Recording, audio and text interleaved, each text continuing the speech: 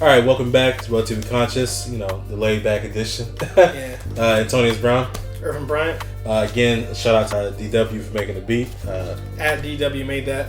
On all socials. All right, so we got to talk about Kanye West. And Mr. West. I put my head in my hands because if you ask me for my top 5, he West, rarely doesn't make the cut. Yeah, really does not make the cut, and then at some point I just have to put him to the side and it's like this honorable mention, because his raps are heat, his beats are crazy. Yeah, if I had if I had a launch or a rocket ship into space and tell aliens what rap music is, come on, man. At least one of his albums gotta go in. Gotta go in there. Dude. Yeah, and that matters so much, and that's why this to say this is so hard. It hurts. It hurts because Kanye West is like the dude on the block who could have went to MIT for mathematics. Yeah. But instead it's selling rocks and doing the math in his head, right?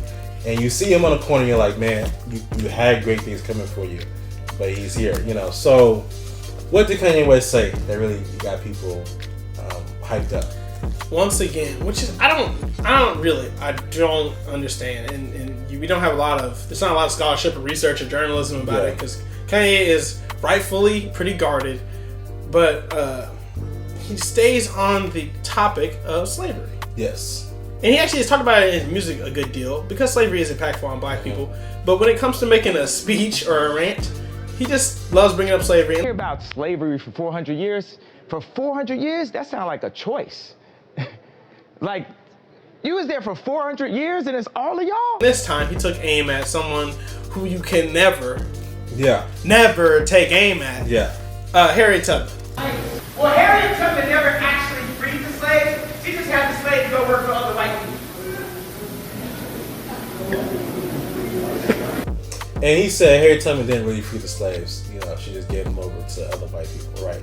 And so, if I wanted to be generous, I can be like, well, what you're trying to talk about was the fact that they went up to Canada and then they got stuck into that economic system and all that type of stuff, right? But Harriet Tubman was running from the north to the south every day, risking her life, packing the heat on her hip.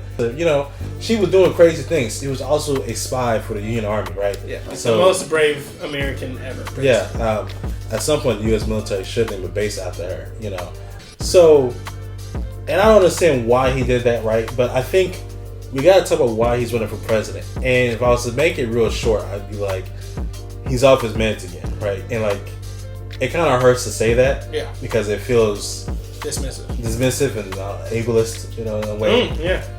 But also, I think it maybe was true, Yeah, and this is it's not an unpopular thing, and Kanye West has remarked on his mental illness lyrically in very small ways and hinted at the fact that in school they tried to put him on medicine for ADHD and whatever. And of course, recently he's owned up to it in his Yay album where he says I'm non-polar and it's awesome or whatever, something like that. Yes. On the cover of the album. But when you see someone who has a mental illness, trying to and being ill in one way or another, like if you saw me, say I'm crippled, say I'm in a wheelchair, and I'm like, I'm gonna jump 20 Mack trucks, Evel Knievel style, in my wheelchair. Like, nah, dog. Like, it's a sad state that you can't do that amazing thing that you want to do, but you for real can't. And don't, because you'll get hurt. Yeah. And, or you'll hurt somebody else. In this case, Kanye West is unlikely to hurt himself and likely to hurt others. And so you see when people deny, health things, which black people have a history of doing because the medical community has a history of hurting us. Yes. We're not just crazy. But because then he's, in the pattern of denying themselves medical help because of whatever factors. You get situations like this where a person is clearly unwell and just continually is pouring out garbage for the rest of us. Yeah. And one thing I would say is that I don't know why Kanye's running for president, right? It's like, there's a lot of theories out there. I think, though, I'm going to be harsh. I think it's disrespectful for Kanye to run for president because there are black people who are spending years learning about politics, Lifetimes. doing the work, being in closed doors meetings, right?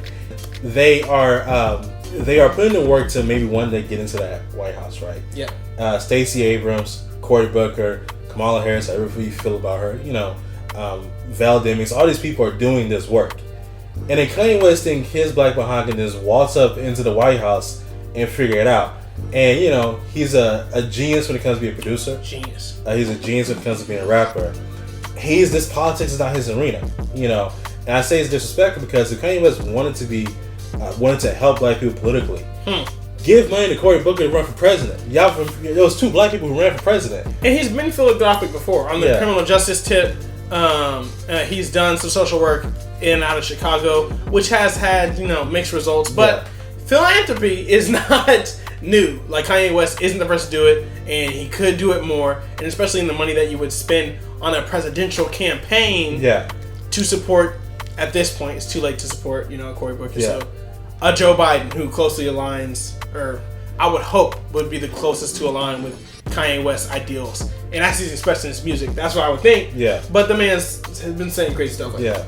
And so, I don't know, what it is that his ultimate goal is, right?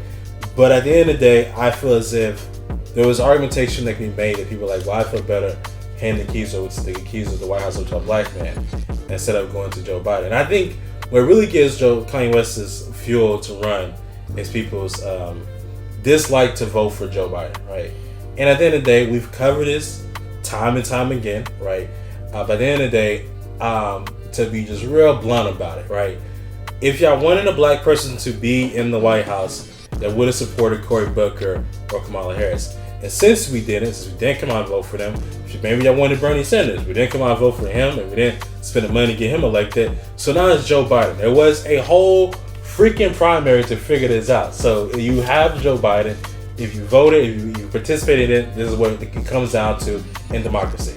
And we said this before, but the consequences are dire. Consequences that include celebrities running for president. Yeah. Now we've already we've elected Ronald Reagan before. Yeah. He was just an actor, a Western guy, whatever. But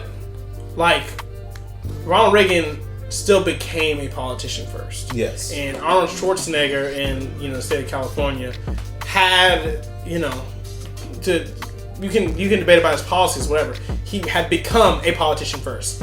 Donald Trump nor Kanye West learned or trained or practiced or prepared in any way for this kind of outcome. So when we don't, or for this office, but this is the outcome when we don't care about voting, because if you're a conscientious objector, then you're conscious that it's implied that you're aware of what's happening and you're not gonna put up with it. I'm not gonna vote because I'm tired of getting cheated.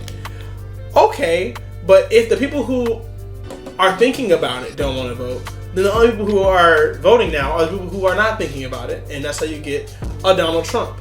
So Kanye is a tragedy in a number of ways, but it's got to be a lesson to us, right? And I love the way she said it in the video. Y'all, we gotta go. This 2020, we gotta go. We gotta switch up the trajectory that we're on and do something entirely different, because this is a train wreck. Yeah, this is not it, right? So, if you want a black person in the White House, there are other black people out there who are doing this work. Support them, right? And at the end of the day, I hope Kanye West finds what he's looking for. If this is a rollout for an album, I'm gonna be very upset. But the album better be good. It better be fire. You better not put us through this so we can give us a subpar album, right? So, but anyway, I just hope Kanye West finds peace, because he's brought so much into my life, through his art and his work, and I wish he would find peace and that he would stop doing this, It hurts. Because it hurts to see him like this. But anyway, so let me end this podcast where the horns are. I'm Antonius Brown.